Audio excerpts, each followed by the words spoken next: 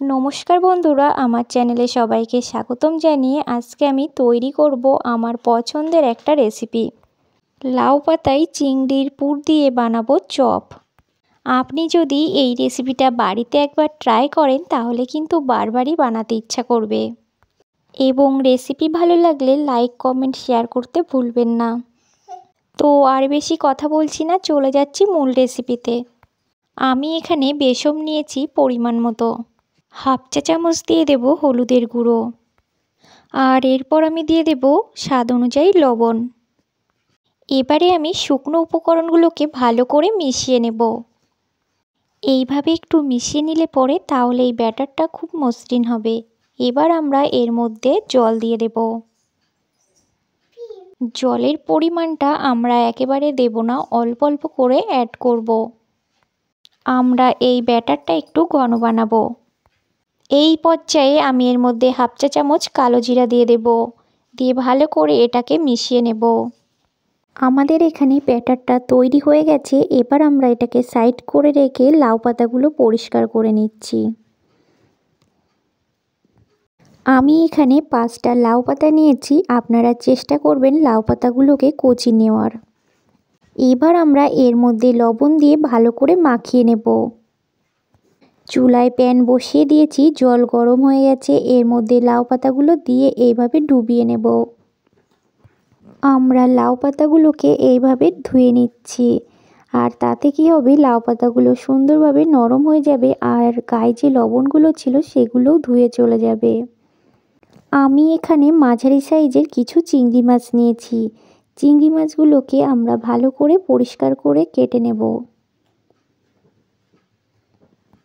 আপনারা চাইলে চিংড়ি মাছগুলোকে বেটেও নিতে পারেন। আবার কেউ যদি চিংড়ি মাছগুলোকে আস্ত রাখতে চান সেটাও করতে পারেন।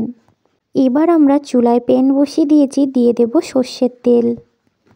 তেল গরম হয়ে আসলে আমরা এর মধ্যে দিয়ে দেব কিছু পেঁয়াজ কুচি আর কাঁচা লঙ্কা কুচি।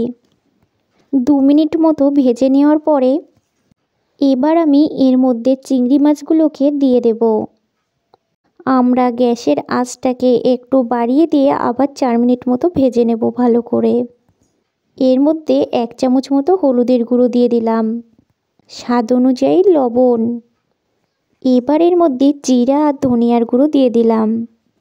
আমরা এগুলোকে ভালো করে মিশিয়ে নিয়ে আরও 3 থেকে 4 মিনিট নেড়ে চেড়ে আমরা এগুলোকে নামিয়ে নেব। আমরা এটাকে সাইডে রেখে একটা বাটিতে নিয়ে নেব 1 চামচ মতো সর্ষে আর 4টে কাঁচা লঙ্কা আর সামান্য একটু লবণ দিয়ে আমরা এগুলোকে ভালো করে বেটে নেব। আমরা ওটাকে পাটায় বেটে নিয়েছি। এবার আমরা চিংড়ি মাছের মধ্যে দিয়ে দেব, আর দিয়ে দেব 1 টেবিল চামচ মতো সর্ষের তেল। আপনি চাইলে কিন্তু এই পর্যায়ে নারকেল কোড়া বা নারকেল বাটাও ব্যবহার করতে পারেন। স্বাদ অনুযায়ী লবণ দিয়ে দিলাম। তারপরে আপনারা লক্ষ্য করুন আমি কিভাবে বানাচ্ছি। একটা করে লাউ পাতা নিচ্ছি আর ভেতরের দিকে এইভাবে চিংড়ি দিয়ে দিচ্ছি। আর এই পাতাগুলো নরম হওয়ায় আমরা খুব সহজেই এটাকে ভাঁজ করে নিতে পারছি। আমরা এইভাবে সবগুলো বানিয়ে নেব। এবার আমরা চুলায় প্যান বসিয়ে দেব, আর তাতে তেল দিয়ে দিয়েছি। আর আমাদের তেল গরম হয়ে গেলে এইভাবে বেসমের গুলাতে আমরা ভালো করে বেসম লাগিয়ে নিয়ে এটাকে তেলে ছেড়ে দেব। আপনারা কিন্তু অবশ্যই তেলটাকে ভালো করে গরম করে নেবেন। এমনভাবে এগুলোকে দেবেন যাতে একটার গায়ে আরেকটা লেগে না যায়। আপনারা এগুলোকে উল্টানোর সময় একটু সাবধানে উল্টাবেন যাতে এগুলো খুলে না আসে। মিডিয়াম আঁচে উল্টে পাল্টে লাল করে আমরা ভেজে নেব। ভাজার সময় এমন একটা সেন্ট বেরোচ্ছিল, আমার মনে হচ্ছিল আমি এখনই খেয়ে ফেলি। এটা আপনারা গরম ভাতের সাথেও খেতে পারবেন, আবার শুধুও খেতে পারবেন। যেমন খুশি তেমনভাবেই আপনারা খেতে পারবেন। আমার এই রেসিপিটা আপনাদের ভালো লাগলে অবশ্যই লাইক, কমেন্ট, শেয়ার এবং সাবস্ক্রাইব করতে ভুলবেন না। আজকের মতো এখানেই বিদায় নিচ্ছি।